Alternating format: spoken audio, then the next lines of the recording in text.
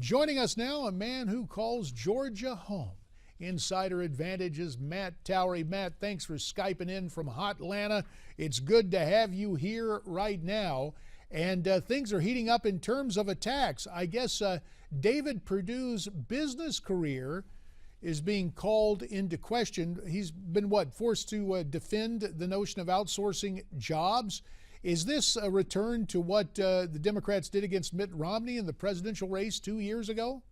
Well, a lot of Michelle Nunn's campaign has been taken out of the playbook that was taken against Romney 2 years ago. You see outsourcing, which has come up. There have been numerous ads. Emily's List put an ad out in which a woman said, "I can't vote for you because you had discrimination against women in some companies that you ran." In essence, what you have here is a big push to get the female vote out. This is the case in a lot of these southern races that we're going to talk about. They're trying to get that female vote to move. Usually it's independent, and oftentimes it's been going Republican in recent years in these southern states. But now we're seeing some of that female vote beginning to come back to the Democratic Party, and that's what the battle is right now. That's where the war is actually being waged. Matt, we hear a lot of talk that Georgia could end up in a runoff. Explain the reasons why.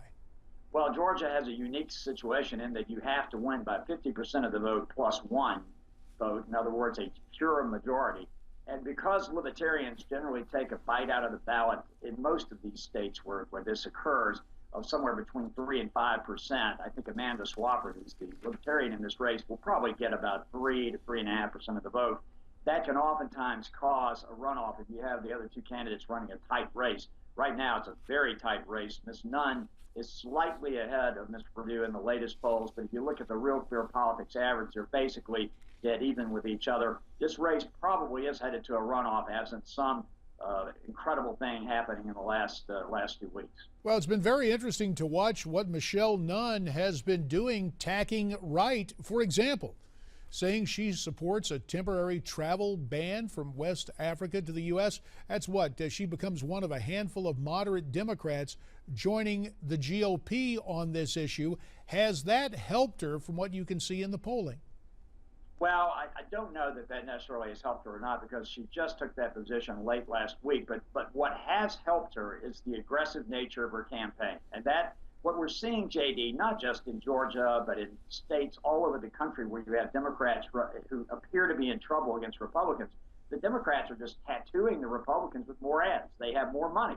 They have managed to get more money to get more ads up, and they're working very hard on their turnout effort as well. And all of that is keeping these races extraordinarily tight, particularly in Georgia, which should have been written off as a red state a long time ago and has been in the past. It's anything but right now. I might add, you alluded to Michelle Nunn running to the right. Her newest is she's brought back George H.W. Bush again to another ad. This is after the former president actually asked her not to use his image. Well, she brought it back again, not directly, but as a rebuttal to an ad in which there's a photograph of her with Barack Obama. So more controversy, but the Nunn campaign, they've got the gloves off, and they're doing everything they can to win this one. A little less than 2 minutes, but let's go back over that part of her biography. If memory serves, wasn't she part of the Points of Light Foundation that George H.W. Bush started?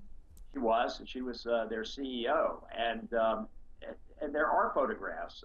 This one is particularly endearing. The former president has his hand on the back of her shoulder as they're walking up to a podium, as I recall it.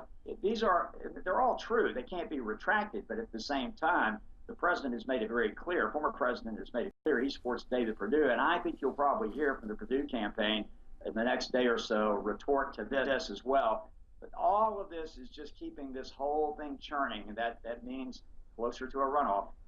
Well, let me just ask you this. Do you believe Perdue and his campaign can get Bush 41 to do a spot for them, basically endorsing David Perdue? Well, if they can't get Bush 41, they might be able to get someone like Jeb Bush to speak for his father, someone it has to be someone in the family who's politically active. Neil Bush, who of course is one of the sons of the former president, actually came out and said that Perdue's attacks on the particular program charity you're talking about, linking it, giving money to charity, which was fairly specious, that was unfounded and unfair. So you had the Bush family all through this thing. One interesting thing is none of them really have an effect on Georgia voters. So at some point they're going to have to drop all that and move on to other issues. Speaking of moving on, tell you what, Matt, I want you to stay in place there. We're going to have to move to a break. When we come back, we'll move up the eastern seaboard, talk about my native North Carolina and the hot Senate race there. Stay with us. There's more to come.